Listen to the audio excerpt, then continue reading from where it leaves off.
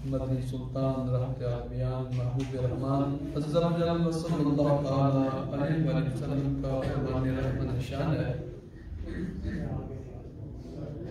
रमज़ान शरीफ की हर शब आसमानों में सुबह सादिक तक एक मुनादी ये निदा करता है। रमज़ान शरीफ की हर शब आसमानों में सुबह सादिक तक एक मुनादी ये निदा करता है, ए अच्छाई मांगने वाले मुकम्मल कर, यानी अल्लाह ताला की अताअत की तरफ आगे बढ़ और खुश हो जा, और ए शरीर शर से बाज आ कर और इज़्ज़त हासिल कर। है कोई मग़फ़िरत का तालिब कि उसकी तलब पूरी की जाए, है कोई तौबा करने वाला कि उसकी तौबा कबूल की जाए, है कोई दुआ मांगने वाला कि उसकी दुआ कबूल की जाए, है कोई साइल कि इसका सवाल पूरा किया जाए।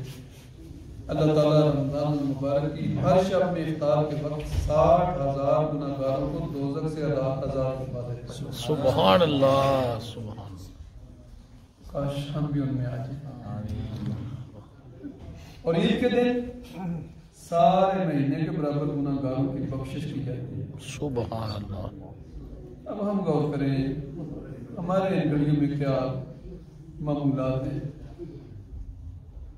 क्या इन औकात में हमें भी कुछ मांगने की फुर्सत है, या सुबह भी खाने की फिक्र, शाम को भी खाने की फिक्र, बस एक ही फिक्र, वो क्या कहते हैं, फिक्र खाए जा रही है। उधर तो क्या है, पुकार हो रही है कोई मांगने वाला उसकी बख्शिश की जाए, है कोई साहिल कर सवाल करने वाला उसको दिया जाए, है कोई तौबा करने वाला उसकी तौबा कबूल की जाए, और इधर खाने की फिक्र।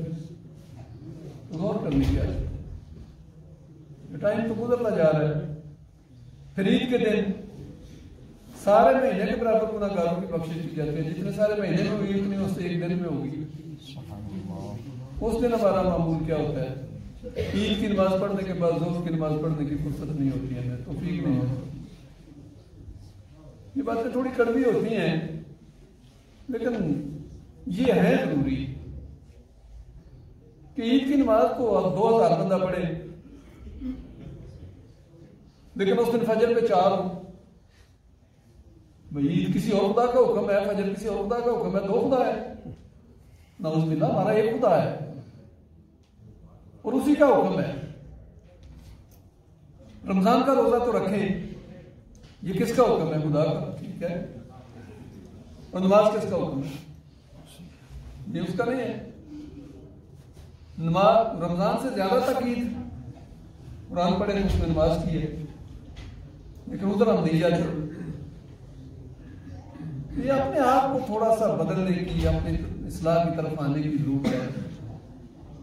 अभी रमजान शरीफ है, सामने रख के बैठे हुए हैं, जब बंदा वुज़ू कर रहा है, पानी उसके मुंह में है, अंदर वो नहीं जाने दे रहा, एक दफा नहीं 4 दफा वो थूकता है, तरीबी अंदर ना जाए। क्यों? खुदा के हुक्म की खिलाफवर्जी हो जाएगी।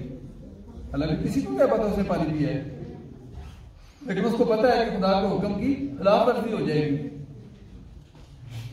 तो गैर रमजान में जब खुदा की नाफरमानियां हो रही हैं, आंखें नाफरमानियां कर रही हैं, कान नाफरमानियां कर रही हैं, जुबान नाफरमानियां कर रही है, शर्मगाह नाफरमानियां कर रही हैं, तो उस वक्त उसको खुदा का खौफ नहीं आता। तो रमजान इसलिए नहीं है कि चंद दिनों के लिए, बल्कि इसका मकसद ये बताया गया लअल्लकुम तत्तकून, ताकि तुम्हें तकवा मिल जाए, तुम्हें परहेजगारी मिल जाए, तुम्हें खौफ मिल जाए, तुम्हें आदत बन जाए इस महीने में कि मैंने खुदा का हुक्म मानना है। भूख लगे तो लगे, प्यास लगे तो लगे, मुशक्कत है तो ठीक है, लेकिन मेरे खुदा का हुक्म है, मैंने करना है। ये ना हो कि बस वो कहते हैं रमजान का चांद आया तो मस्जिदें आबाद, रमजान शवाल का चांद आया तो मस्जिदें गिरा। ये मुनासिब नहीं, इससे बचने की कोशिश की जाए। हाँ, जो बचेगा उसका अपना फायदा है, जो ना बचे मिल कहेंगे नहीं ऐसे ही होता है, तो भाई ऐसे ही होता है, तो कहीं हमारे साथ ऐसे ही ना हो। कोशिश करें इन दिनों में जो कुछ कर रहे हैं इस मामूल को लेके आगे चले, आगे तो हमको आसानी हो जाएगी। अब तो दिन भर नहीं खा पी सकते, बाद में तो खा पी सकेंगे, लेकिन फजूल बात से अगर आज बचते हैं तो बाद में भी बचना है। क्योंकि अब अगर कोई रोजा रख के फजूलियात से नहीं बचता, फजूल गुफ्तगू से नहीं बचता, गिबत से नहीं बचता, चुगली से नहीं बचता, गुनाहों से नहीं बचता, तो उसको क्या फरमाया गया है? तो मैं बहुत से रोजादार ऐसे हैं जिनको भूख और प्यास के अलावा कुछ नहीं मिलता। तो अब तो लाजिम है कि हमें इन चीजों से बचना है। तो क्या ही अच्छा हो कि ये आदत ही बन जाए, चले खाना तो बाद में खाने की इजाजत हो जाए, लेकिन गिबत की इजाजत तो बाद में नहीं हो जाएगी।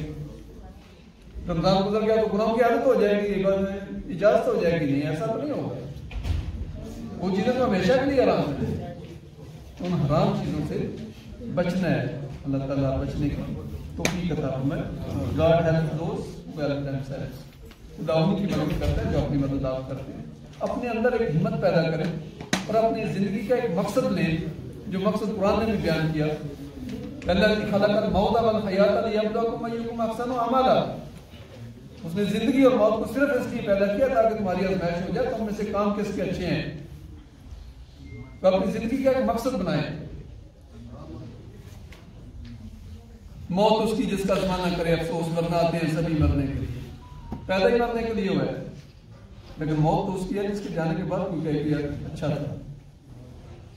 आते हुए अज़ाम ही जाते हुए जमात इतने कलील वक्त में आए, चले थोड़ा सा टाइम है मेरे भाई, अल्लाह ने संभलने की तौफीक अता फरमाए। आज हमारी हालत खराब हो रही है, पहले वाले जो कोई अच्छाइयां नजर आती थी अब वो भी नहीं आती। कल जो लगन थी दीन के साथ अब वो कम हो रही है, जो मस्जिद के साथ की लगन थी वो कम हो रही है, जो अदब एहतराम था वो कम हो रहा है। अफसोस किया है कि हम नुकसान की तरफ जा रहे हैं। अपने आप को संभलने की कोशिश करें। कुरान ने तो ये फैसले सुना दिए हैं, वह मैं यशकुर फइन्नमा यशकुरु लिनफ्सिही, जो भी शुक्र करेगा वो अपने भले के लिए करेगा, अपने फायदे के लिए करेगा। वमन कफर फइन्नल्लाह गनियुन हमीद, और जो नाशुक्री करे अल्लाह सब मुसराह है, बेपरवाह है, उसे कोई परवाह नहीं। अल्लाह ताला संभलने की तौफीक अता फरमाए। मिलने वाला सवाब अपने आप मोहम्मद मुस्तफा सल्लल्लाहु अलैहि वसल्लम की तकदीस में हदियतन तोहफतन पेश करते हैं। या अल्लाह सल्लल्लाहु अलैहि वसल्लम के फरमान या रसूल या अल्लाह सल्लल्लाहु अलैहि वसल्लम के बाद ईमान और सल्लल्लाहु अलैहि वसल्लम की सारी उम्मत को इस्लाम का सवाब पहुंचा। इलाही अल्लाह खसूसन मेरे हाजिरीन की इफ्तारी का इत्मीनान करने वालों की इफ्तारी भेजने वालों को, जितने भी अजीजों को पाए ईमान के साथ चले गए, उन सब करवा के साथ इस्लाम करते हैं। मेरे मौला अपना नाम पे अपना करम हुआ, सच्ची तौबा की तौफीक अता फरमा, तौबा की इस्तिकामत अता फरमा, दिमाग को शिफा अता फरमा, परेशानी हालों की परेशानियां दूर फरमा।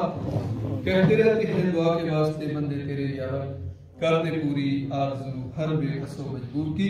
जब तुम्हें वापसी हो या अल्लाह, हम सब के लबों पे हो ला इलाहा इल्लल्लाह मुहम्मदुर रसूलुल्लाह सल्लल्लाहु अलैहि वसल्लम। रोज़ा इफ्तार